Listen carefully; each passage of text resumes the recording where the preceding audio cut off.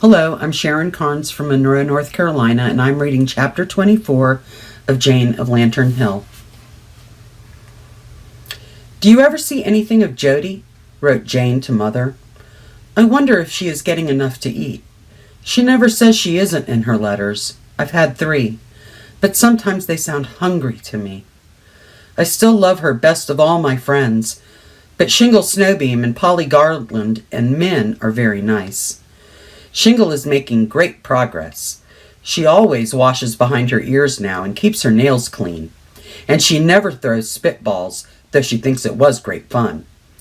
Young John throws them. Young John is collecting bottle caps and wears them on his shirt. We are all saving bottle caps for him. Miranda and I decorate the church every Saturday night with flowers. We have a good many of our own, and we get some from the Titus ladies. We go over on Ding Dong's brother's truck to get them. They live at a place called Brook Valley. Isn't that a nice name? Miss Justina is the oldest, and Miss Violet the youngest. They are both tall and thin and very ladylike. They have a lovely garden, and if you want to stand in well with them, Miranda says you must compliment them on their garden. Then they will do anything for you. They have a cherry walk, which is wonderful in spring, Miranda says.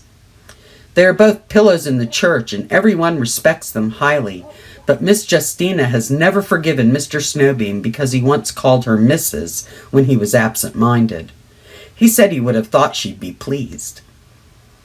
Miss Violet is going to teach me hem-stitching. She says every lady ought to know how to sew. Her face is old, but her eyes are young. I'm very fond of them both. Sometimes they quarrel. They have had a bad time this summer over a rubber plant that was their mother's who died last year. They both think it ugly but sacred and would never dream of throwing it away. But Miss Violet thinks that now their mother is gone, they could keep it in the back hall. But Miss Justina said no, it must stay in the parlor. Sometimes they would not speak to each other on account of it. I told them I thought they might keep it in the parlor one week and in the back hall one week, turnabout. They were very much struck with the idea and adopted it, and now everything is smooth at Brook Valley. Miranda sang Abide With Me in church last Sunday night. They have preaching at night once a month. She says she loves to sing because she always feels thin when she sings. She is so fat she's afraid she will never have any beau, but Steppyard says, no fear, the men like a good armful. Was that coarse, Mummy? Mrs. Snowbeam says it was. We sing every Sunday night in the Jimmy John's orchard. All sacred songs, of course. I like the Jimmy John's orchard. The grass is so nice and long there, and the trees grow just as they like. The Jimmy Johns have such fun together. I think a big family is splendid. Punch Jimmy John is teaching me how to run across a stubble field on bare feet so it won't hurt. I go barefoot sometimes here. The Jimmy Johns and Snowbeams all do. It's so nice to run through the cool, wet grass and wriggle your toes in the sand and feel wet mud squashing up between them. You don't mind, do you, Mother? Min's Ma does our washing for us.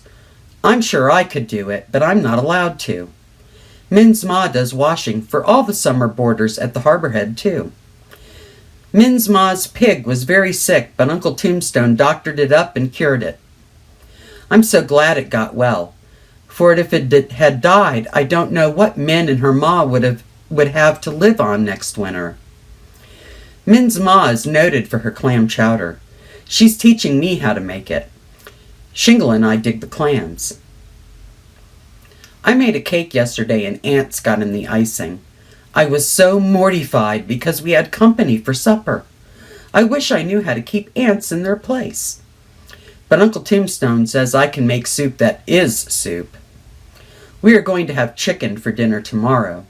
I've promised to save the neck for young John and a drumstick for Shingle. And oh, Mother, the pond is full of trout. We catch them and eat them. Just fancy catching fish in your own pond and frying them for supper. Steppyard has false teeth. He always takes them out and puts them in his pocket when he eats. When he is out of an evening and they give him lunch, he always says, "Thanks, I'll call again." But if they don't, he never goes back. He says he has to be self-respecting. Timothy Salt lets me look through his spyglass. It's such fun looking at things through the wrong end. They seem so small and far away, as if you were in another world. Polly and I found a bed of sweetgrass on the sandhills yesterday. I've picked a bunch to take back for you, Mother. It's nice to put among your handkerchiefs, Miss Violet Titus says. We named the Jimmy John's calves today. We called the pretty ones after people we like, and the ugly ones after people we don't like. Shingle and Polly and I are to sell candy at the ice cream social in the Corners Hall next week.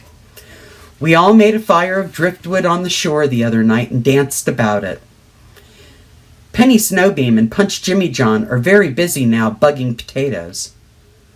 I don't like potato bugs. When Punch Jimmy John said I was a brave girl because I wasn't afraid of mice, Penny said, "Oh ho, put a bug on her and see how brave she'll be." I'm glad Punch did not put me to the test because I am afraid I would not have stood it. The front door had got sticky, so I borrowed Steppyard's plane and fixed it. I also patched young John's trousers. Mrs. Snowbeam said she'd run out of patches and his little bottom was almost bare. Mrs. Little Donald is going to show me how to make marmalade.